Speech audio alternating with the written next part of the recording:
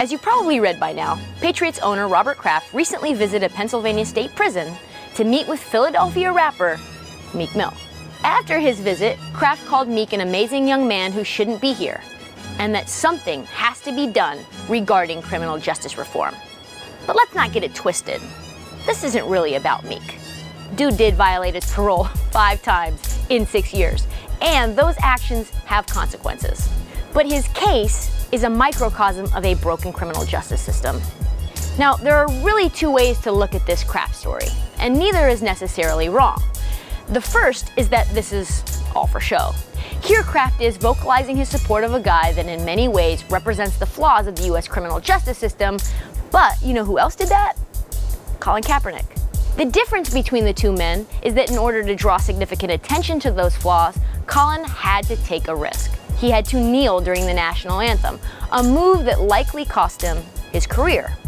If Kraft wants to send the message, he just needs to call a press conference. But if he wants to really put his money where his mouth is, Kraft should sign Cap.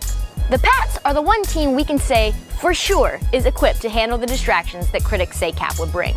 Kraft decided to make a statement about a social issue, but it seems like he wants nothing to do with the socially conscious quarterback.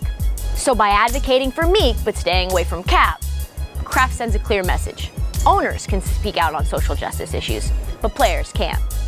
There is, though, a more optimistic side to this, and that is the fact that a rich, powerful white man just publicly advocated for criminal justice reform.